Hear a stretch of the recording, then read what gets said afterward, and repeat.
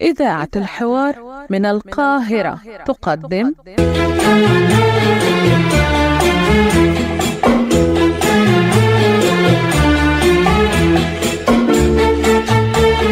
على الطريق.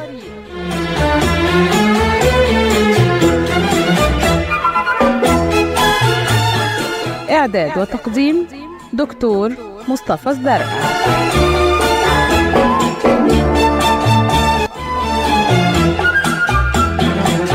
عزيزي المستمع، أسعد الله أوقاتكم بكل الخير وكل عام وأنتم بخير. يسعدني ويشرفني أكون معاكم في برنامجكم الجديد على الطريق. برنامجنا يا جماعة مختلف عن كل البرامج اللي بتسمعوها. طب ليه؟ عشان بنقدم فيه كل جديد، بنحط المشكلة وحلها. وعلى الطريق مش مجرد كلام متزوق ولا عبارات مزركشة، لا بنعرف نلمع ولا بنورنش ولا بننافق ولا بنجامل. كلامنا صريح وواضح زي الشمس. كلامنا بيلسع ما بيحرقش، كلامنا بيوجع ما يموتش، كلامنا بيضرب وما بنخافش. على الطريق بنكشف فيه الفساد في كل مكان على أرض مصر المحروسة، وزارات ومؤسسات وشركات ونقابات وهيئات وجمعيات. مع الإعلام الدكتور مصطفى الزرقاء. خليكم معانا، ما تروحوش لبعيد عشان هتسمعوا معانا كل جديد.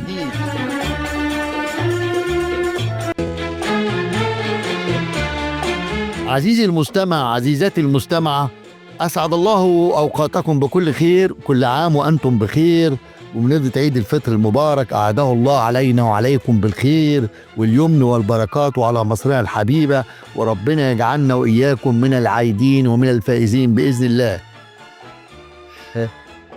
أنا اتفاجئت صباحية يوم العيد واحنا رايحين نكبر ونهني بعض بالعيد بقرار نقدر نقول عليه مش عارف يعني ايه. دي بداية اللي بيسموها القرارات الهابطة اللي بتسبب في كوارث، والقرارات اللي بتخرج من ناس غير مسؤولة، غير ما عارفة ان مصر بتمر بمرحلة حساسة مش محتاجة حد يقلب عليها المواجع. ونفاجأ بقرار منحرف من رئيس رابطة بيسموها رابطة اللاعبين المحترفين، مش عايز اقول المنحرفين. بيطلع قرار غريب جدا، ان هو بعد ما طلع القرار الاولاني بخصم 6 نقاط من النادي الاهلي وارسلوا اللجنة الاولمبية يعني والنادي الزمالك، ومدجج بكل الشروط الاساسية دي اللائحة واساس كل شيء فيه، وفجأة بيقول لك لا احنا غيرنا لانه جاله تليفون. من مين؟ انا مش عارف انت عايز ايه بالظبط. ونفاجأ ان انا بعتبر ان ده اتفاق مشبوه بيتم لعودة الاهلي عشان يخصم له 3 نقاط فقط. قرار لم يحدث من قبل. وبعدين نستغرب بيكتب في الخطاب يقول لك بسبب قوة قاهرة، عذر قهري. انا اعرف العذر القوي ما بيجيش الا بس للجنس الناعم. امال السبب القوة القاهرة ديت؟ قول لي كده. القوة القاهرة اللي انت عشان اعتبرت عدم وصول الاهلي المباراة، انسحاب مباراة الاهلي والزمالك قوة قاهرة. يعني ايه قوة قاهرة؟ 7-8 حاجات. يعني طقس عاصف، يعني في فيضانات، في زلازل، في فوضى عارمة، في صاعقة، في برق وبر ورعد، في حدوث كارثة داخل الاستاد. انا ما اعرفش ايه اللي بيحصل. ان صباح يوم الاستاد كان جو جميل، واتبعت من النادي الاهلي للرابطة وللاتحاد الخطاب يقول له انا مش هلعب الا بحكام اجانب. ولكن نفاجأ يوم العيد الصبح او في ليله العيد الفجر يعملوا اجتماع سري، معرفش اجتماع ايه، على مستوى التليفون ولا على مستوى ايه بالظبط، ويقول لك احنا قررنا خصم 3 نقاط من نادي الاهلي فقط ويستكمل الدوري. طب ازاي الكلام ده؟ يعني يا احمد يا دياب يا رئيس الرابطه يا اللي انت يعني حاولت بقدر الامكان تقول اتخذت قرار ليله العيد. طب القرار ده اتخذ بعيد تمام عن اللوائح. طب ما تبعت لي القرار ده. طب حسيات القرار ده ايه؟ حدث الاجتماع ده امتى؟ افاجئ بان حاجه غريبه جدا، ان انت تتفاجئ بان في ايه، ان انت عشان بقدر الامكان تحاول تضغط على نادي الزمالك اللي يعتبر اللي انت بتحاول السنة اللي فاتت لما هو انسحب اتخصم عليه 6 نقاط فورا، وقبل ما الاتوبيسات ترجع النادي كان طلع القرار. وبالرغم ان الزمالك كان له حق مشروع لما قال انا بنسحب لان الاهلي ليه 4 مباريات لازم يلعبهم عشان يتساوى عدد الفرق في عدد المباريات اللي لعبها في الدوري. امال لما نفذوش كده راح منسحب، راحوا مطلعين له قرار خصم 6 نقاط. هو في كلب مكيالين؟ ما ينفعش الكلام ده. ايه ده؟ هو انا لما اجي ابص اقول ان العالم كله شايفنا، يا نهار ابيض ايه كم الفج بالبجاحه ديت يا احمد دياب؟ ده قرار عار. الكلب مكيالين مش موجود في اي مكان غير تاني في مصر. وشوف بقى الاعلامي واللب الاحمر يعني بقياده ابراهيم المنيسي وعلاء صادق وشوبير وجمال جبر ولا جمال اوراني ده وابو المعاطي وحمله جامده. ايه ده؟ طب انتوا عايزين يا جماعه تعملوا دوري خاص للاهلي وتدوله الدوري بتاعه؟ طب ما انت كده بتخلي الناس تستسأل نفسها.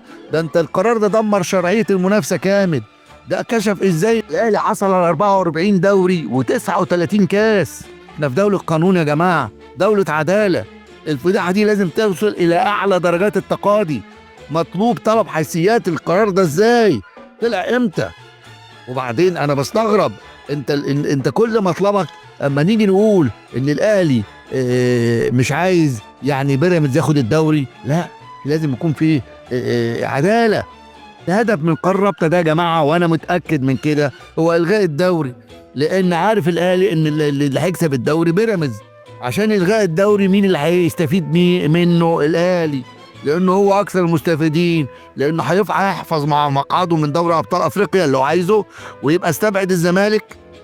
والقرار ساعدهم أحمد دياب فيه. وبدأ يعني أنا شايف إن الموضوع لازم يلجأ فيه نادي الزمالك ونادي بيراميدز للجوء للفيفا، لأن اللجوء للفيفا هيرجع حق الأندية، هيرجع حق الأندية فورا، وحق الزمالك وحق الأندية المصرية هيرجع. هيبدأ بالشكوى أولا لنادي الانضباط الاتحاد المصري، واحنا عارفين ان ممكن تتواطى هي كمان، يبقى بعد كده يبدأ نصعد للمحكمة الدولية لجنة الكاس في الفيفا.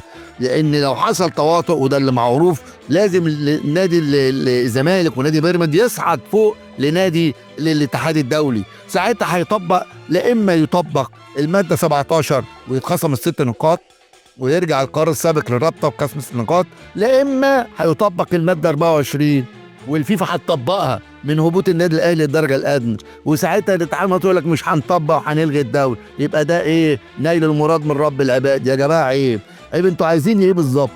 انا بقترح طالما انتوا شايفين الوضع بالشكل ده وفي شبه انحراف بالشكل ده، يا جماعه احمد دياب ده راجل كان يحاكم على دم ابننا اللاعب الشهيد احمد رفعت. دم احمد رفعت في رقبته وكان لازم يحاكم جنائيا ويطرد من مجلس الشيوخ.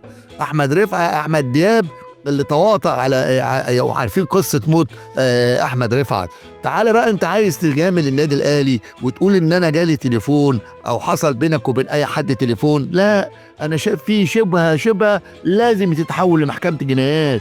وبعدين يا جماعه اتحاد الكوره ولا رابطه الانديه، انتوا عايزين تعملوا دوري للاهلي ياخد فيه الدوري، اعملوا دوري مخصوص. الاهلي بيضم الاهلي والشركات، انديه الشركات زي سيراميكا كليوباترا وزد وسموحه وفاركو ومودرن سبورت وانبي وبتروجيت والبنك الاهلي.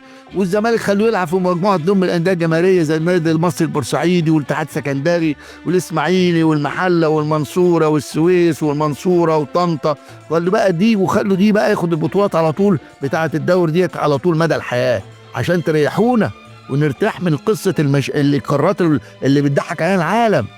يا جماعه انتوا بتتكلموا ازاي؟ واحمد دياب ده احنا ناسيين هو طلع ازاي ودخل ازاي. احمد دياب اللي طلع عن طريق لما جه خد نادي كوكاكولا طنطا من المرحوم الكابتن معروف عثمان، ومعروفه القضيه ديت، ولفق الورق وعمل نادي فيوتشر، وبعد كده باعوا نادي مودرن وخد منه الملايين بمساعده احد الاعلاميين الكبار قوي في النادي الاهلي. عارفين حارس الاهلي؟ كل ده كان معروف وقضيه معروفه. والورق اتستف ازاي؟ وطلع مره واحده فاجئنا بيه وطلع وقال لك يعني برغم ان هو مولود في القاهره وترشح عن الدايره الثالثه في الرابعه في الفيوم، ما اعرفش انا بقى يعني راجل وصول بردك على استفهام كتير جدا. يا جماعه طمنونا، احنا عايزين مصر تكبر بقى. احنا بنمر مرحله حساسه قبل كده، كل مره بنمر مرحله حساسه. يا جماعه كفايه، حرام، مش كده ولا ايه؟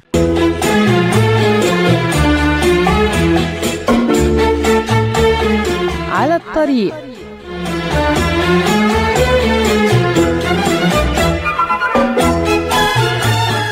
إعداد وتقديم دكتور مصطفى الزرقاء.